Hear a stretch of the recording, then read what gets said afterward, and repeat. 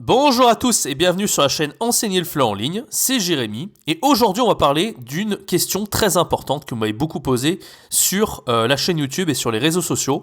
On va répondre à la question d'un abonné qui s'appelle Léo, merci beaucoup à lui pour son commentaire et je vais lire son commentaire dans un instant. Alors ça concerne les études de FLE et plus précisément le Master FLE et le DAFLE en fait. Quel diplôme de FLE passer? Et on va voir ensemble si c'est si nécessaire que ça, si c'est important pour votre réussite personnelle en tant que prof de FLE indépendant sur Internet ou sur les plateformes d'enseignement en ligne. C'est la question qu'on va voir dans un instant. Mais avant de commencer ce podcast, je vous invite à rejoindre ma formation gratuite qui s'appelle 3 jours pour se lancer en tant que prof de FLE en ligne sans aucune expérience et en partant de zéro. Alors que vous soyez prof de FLE sans aucune expérience, vous n'avez jamais enseigné le FLE dans votre vie et vous souhaitez découvrir cet univers par la voie la plus rapide, ou bien que vous ayez une petite expérience en présentiel, je vous accompagne à travers ce programme avec conseils, astuces, méthodes, un plan d'action sur 3 jours. Il y a tout ce qu'il vous faut pour débuter. Et si vous êtes intéressé, c'est un programme 100% gratuit, c'est le tout premier lien dans la description. Alors, merci à Léo pour son commentaire, je vais le lire en détail, c'est un super commentaire, donc je pense qu'il y a beaucoup de profs de FLE qui sont sur la chaîne, qui sont dans la même situation que Léo, donc on va voir son commentaire dès maintenant. Salut Jérémy, déjà merci pour ton contenu. J'ai pris tes 2 formations de FLE, donc devenir virtuose du FLE et devenir nomade digital FLE, qui m'ont bien aidé à me lancer en décembre dernier, et j'ai donné depuis environ 250 heures de cours. Alors déjà, bravo à toi Léo, 250 heures depuis décembre, c'est pas mal du tout. Surtout que t'as pas d'expérience, tu vois, tu pars de zéro, t'as pas de diplôme de FLE, et voilà, t'as suivi 2 formations, t'as donné 250 heures, et tu commences à un petit peu gagner ta vie en tant que prof de FLE, donc ça, c'est cool, et si vous voulez faire la même chose que Léo, encore une fois, vous avez la formation gratuite qui peut vous aider, et ces formations plus complètes, donc Virtuose du FLE, Nomade Digital FLE, enfin, vous avez tous les liens dans la description si vous êtes intéressé. Alors là, ça commence à être un petit peu moins cool pour Léo, je suis passé par l'étape du burn-out. D'ailleurs, tu en parles dans une de tes vidéos. C'est vrai que j'ai fait déjà une vidéo sur le burn-out. Je vous mets le lien en haut à droite de l'écran si vous voulez la voir. Aujourd'hui, je donne un peu moins de cours. Je suis à 10 heures par semaine. Mais je passe un maximum de temps sur la préparation des cours pour prendre un peu de compétences. Du coup, je vais suivre une formation de FLE. Donc là, il parle d'un diplôme de FLE. Pour prendre un peu plus de skills, donc un peu plus de compétences, et puis pour être un peu plus légitime auprès de mes élèves. Je me posais donc la question suivante. J'hésite entre passer un DAFLE, en Alliance française, qui m'a l'air d'être une formation plus courte, plus pragmatique et plus pratique. J'ai déjà eu des bons échos de cette formation, ou un Master FLE sur 2 ans. J'ai une licence LEA, donc ça serait assez logique pour moi de passer par la suite ce diplôme-ci. Je pense beaucoup pour la formation DAFLE, qui est plus courte, qui est plus pratique, et je voudrais avoir ton avis en tant que prof de FLE indépendant. Est-ce que tu penses que c'est important de faire un master? Est-ce que ça va faire une grosse différence au niveau de la clientèle? Ou le marché de l'enseignement en ligne n'est pas super exigeant au niveau du diplôme, comme le serait par exemple une entreprise de FLE, un institut, une école de FLE? Et enfin, est-ce que tu penses que sur les plateformes, donc surtout sur Italki, ça fait une grosse différence entre le fait d'être tuteur et professeur professionnel avec un diplôme, comme par exemple celui du DAFLE? Je te remercie, Léo. Alors, excellente question, Léo. Moi, je vais donner mon avis. Il y a plusieurs points qui sont importants. Alors déjà, on va commencer par, est-ce que c'est important d'avoir un diplôme de FLE tel qu'il soit? Alors, ça peut être un DU FLE, un DAFLE, un Master FLE. Est-ce que c'est important quand on est prof de FLE indépendant en ligne, en tout cas quand on veut faire sa carrière comme prof de FLE indépendant en ligne? Alors, entre le Master FLE et le DAFLE, déjà, la différence entre les deux, moi j'ai passé un Master FLE il y a de ça 6 ans, en 2016, j'ai passé le Master FLE, Master 1 FLE, et j'avais aussi une licence LEA. Donc effectivement, quand on a une licence LEA, c'est assez cohérent derrière de faire un Master FLE, bien que ce n'était pas la voie royale pour faire Master FLE, parce qu'en fait c'est un diplôme de sciences du langage, et donc la plupart des gens qui passaient ce diplôme, ils avaient davantage une licence sciences du langage ou une licence de lettres modernes. Enfin, il y avait quand même pas mal de gens qui avaient fait des langues, donc LLCER ou LEA, mais c'est vrai que c'est plutôt un master sciences du langage. Alors, le Master FLE, on va dire que le curriculum du Master FLE est très différent d'une université à l'autre. Moi, je l'ai passé à Montpellier. C'était un diplôme qui était, on va dire, intéressant d'un point de vue théorique. Quand on s'intéresse aux langues, le diplôme en lui-même, enfin tout ce qu'on apprend d'un point de vue théorique est très intéressant. Moi, ça m'a passionné. Tout ce qui est phonétique, acquisition du langage, sciences du langage, tout ça, c'est super intéressant. Mais d'un point de vue de pratique, pour être meilleur prof, ça va pas faire une énorme différence. Ils ont essayé de rendre un petit peu certains cours pratiques que ce soit par exemple la grammaire, l'approche communicative, actionnelle. Il y a quelques cours comme ça, on essaye de mettre des ateliers un peu pratiques, on va présenter des choses devant la classe, etc. Mais c'est quand même relativement rare. Et surtout, c'est un peu éloigné de la réalité parce que quand vous vous retrouvez devant une classe, c'est pas comme ça, c'est pas à ça que ça ressemble en fait. On va pas faire un exposé devant une classe comme on le fait en général dans les ateliers de Master FLE. Donc moi, d'un point de vue théorique, et au niveau de la théorie des langues, etc., c'est intéressant. Il y a quelques petites compétences qu'on va apprendre, comme par exemple la phonétique et la grammaire, mais ça reste quand même relativement théorique, et pas forcément efficace pour devenir un meilleur prof de FLE. Moi, j'ai entendu dire par contre le DAFLE était beaucoup plus pratique, et qu'il y avait quand même pas mal d'éléments pratiques quand on passe un DAFLE. Alors ce qui est vrai que dans le cas de Léo, c'est un peu dommage de passer un DAFLE, étant donné que la voie un peu naturelle, pour lui, ça serait de faire un Master FLE, étant donné qu'il a déjà une licence LEA. Mais c'est à toi de voir, Léo, en fait. Est-ce que tu veux avoir un parcours, de continuer de façon cohérente par rapport à ta licence LEA, d'enchaîner vers le Master FLE, c'est-à-dire vraiment avoir ces éléments théoriques, un peu comme moi j'ai fait, avoir des éléments théoriques intéressants, etc. Mais pas forcément gagner en compétences. Mais si toi tu veux gagner en compétences, il vaut mieux, à mon avis, choisir un DAFLE. C'est cohérent de penser comme ça, d'accord ?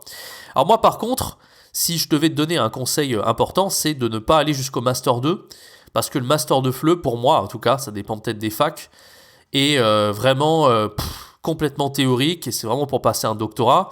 Et aussi bien, alors moi j'en connais deux Master FLE assez bien, celui de Besançon, c'est celui que j'ai fait, et celui de Montpellier. Celui de Besançon avait une renommée énorme en plus pour l'ingénierie pour devenir aussi ingénieur pédagogique. On va dire que voilà, il y a aussi des Master 2 FLE à Paris qui sont assez similaires à celui de Besançon, celui de la Sorbonne notamment. Et ça c'est vraiment très théorique, ça n'apprend pas à être un prof de FLE plus compétent sur le terrain. Ce qui est vraiment dommage en tout cas, c'est que moi, j'ai commencé à suivre un Master 2, je me suis un peu arrêté en cours de route parce que j'ai trouvé que ça servait un peu à rien. Et la plupart des gens qui ont été jusqu'au bout, qui se sont embêtés à faire le mémoire, etc., je connais quasiment personne qui a continué à être prof de FLE en présentiel. Même les meilleurs éléments, j'ai des amis qui avaient 18 de moyenne, même pas des Français, des fois c'était des Polonais, etc. Et ben ces gens-là, ils ont complètement arrêté le FLE et se sont reconvertis vers autre chose. Donc je trouve ça vraiment dommage d'investir du temps, 2 ans de sa vie, à faire des études de FLE pour au final complètement arrêter l'enseignement en présentiel, quoi. Voilà, donc pour moi, le Master 2 FLE est un petit peu inutile. Le M1 est un peu utile pour enseigner, mais pas complètement pratique. Donc moi, je conseillerais plutôt un DAFLE. Mais bon, Léo, que tu fasses un M1 ou un DAFLE, pour moi, c'est sensiblement la même chose. Voilà, l'idée c'est en fait à quoi ça sert pour toi d'avoir un diplôme de FLE. Effectivement, c'est pas par rapport aux compétences, parce que si toi tu veux gagner en compétences, le Master FLE, en tout cas tout dépend des curriculums, il faut un peu étudier la question en France. Peut-être que je ferai plus prochainement une vidéo pour étudier un peu tous les curriculums des Master FLE en France pour voir s'il y a des différences ou pas, et essayer de recueillir un peu les témoignages, surtout des gens qui ont étudié les Master FLE et les diplômes de FLE pour voir un petit peu si c'est pratique ou pas en fonction des facultés en France et à l'étranger d'ailleurs. Parce qu'il y a quand même des formations qui se font en ligne depuis l'étranger et puis selon les dires de certaines personnes, c'est un peu plus pratique parfois. D'accord ? Donc pour moi, l'intérêt de ce que tu peux faire, c'est de passer ton diplôme pour avoir cette légitimité en fait. C'est pour gagner cette légitimité. Et voilà, si tu te retrouves prof de FLE présentiel par la suite, prof de FLE en ligne, tu auras le statut de prof professionnel et pas de tuteur, parce qu'à l'heure actuelle tu as fait 250 heures en tant que tuteur, ce qui est génial, mais en fait il y a une grosse différence, parce qu'en fait tu as déjà passé ma formation qui s'appelle devenir virtuose du FLE en ligne, et cette formation je vous la donne mais à tout le monde, c'est-à-dire même aux tuteurs et aux profs pro, mais c'est vrai que c'est une formation en fait qui perd un petit peu de son intérêt si tu es seulement tuteur. Je m'explique. Quand tu es tuteur, les élèves ils viennent vers toi souvent pour la communication, la conversation, pour des choses assez intuitives, assez simples. Quand tu es tuteur, ils vont pas se dire que tu maîtrises très bien la grammaire, que tu maîtrises la phonétique, enfin que tu sais faire des cours complets avec tous les niveaux de compétences que tu enseignes, compréhension orale, production écrite, grammaire, phonétique, enfin voilà. Ils savent pas en fait si tu sais didactiser des cours complets et que tu vas tout pouvoir apprendre, voire même le DELDAL, enfin que tu es compétent pour tout. Alors qu'en vrai, moi, c'est ce que j'essaie de faire, c'est à travers mes formations, c'est de les rendre accessibles pour tous, même pour les profs qui sont tuteurs sur les plateformes. Le problème, c'est que si tu veux devenir tuteur, enfin tu veux passer de tuteur à prof pro, tu n'as pas le choix, il faut un diplôme de FLE en fait. C'est juste pour un titre en fait que c'est utile d'avoir un diplôme de FLE, et le DAFLE fait très bien l'affaire en tout cas. Voilà, donc moi, si vraiment tu fais ça, c'est vraiment pour le titre, plus que pour le skill, comme tu dis, les compétences, d'accord? En plus, je l'ai remarqué de mes propres yeux, en fait, quand j'enseignais sur Amazing Talker, quand j'étais à Taïwan, je posais la question, en fait, à certains de mes apprenants, et je disais, qu'est-ce qui fait que vous m'avez choisi moi en tant que prof sur Amazing Talker et pas un autre prof? Et souvent, les étudiants, ils me disaient, parce que tu es prof professionnel, sur Amazing Talker, ils n'acceptaient pas les tuteurs, il fallait vraiment avoir un diplôme de FLE pour pouvoir être accepté, contrairement à italki. Et justement, il me disait, oui, italki, je suis pas forcément fan parce qu'il y a aussi beaucoup de tuteurs. Et moi, je savais pas quoi prendre entre enfin, j'arrivais pas à différencier sur la plateforme les profs pro des tuteurs. En vrai, il y a des filtres qui permettent de filtrer un peu tout ça. Mais il y a vraiment des élèves qui voulaient juste une plateforme, il n'y a que des professionnels et pas des tuteurs. Bien sûr, les tuteurs peuvent être très très bons, même meilleurs que des pros, mais voilà, juste pour un titre, en fait, des fois, ça fait des différences. Donc en fait, tu perds un peu de marge de manœuvre du fait que tu aies suivi ma formation et que tu n'aies pas ce titre de pro, même si, sur le papier, si tu as bien appliqué ma formation Virtuose du FLE, tu pourrais déjà être un pro en soi, parce que, comme je te l'ai dit, ma formation et l'expérience, ça apprend beaucoup plus qu'un diplôme de FLE en termes de compétences. Voilà. Donc pour moi, 1 an de diplôme suffit largement. C'est vraiment pour avoir le titre d'avoir un diplôme et pour avoir ce statut de professionnel. Et aussi, voilà, pourquoi pas, si tu as l'occasion, faire un peu d'enseignement présentiel pour te faire la main et gagner en compétences. Parce que c'est vrai que l'enseignement présentiel, moi j'en ai fait Alliance française en Chine pendant 1 an, j'ai été observé par des ingénieurs pédagogiques, des responsables pédagogiques, des gens qui avaient des grosses compétences, qui m'ont vraiment fliqué jusqu'à ce que je devienne bon. Donc ça peut être très utile effectivement d'avoir ce diplôme de FLE pour ça, pour avoir des portes ouvertes vers le présentiel et des portes ouvertes en ligne également en fait. Ça ouvre des portes. Mais voilà, le diplôme, c'est juste le sésame, la clé qui va te permettre d'avoir des portes ouvertes, mais pas ce qui va te faire gagner en compétences. Il faut bien être clair avec ça. Bien qu'il y a peut-être certains diplômes que je n'ai pas passés, je ne connais pas tous les diplômes, mais il y en a certains, effectivement, qui vont être un peu plus pratiques que les deux masters, les deux formations que j'ai passées à Montpellier, à Besançon, que je trouvais relativement théoriques.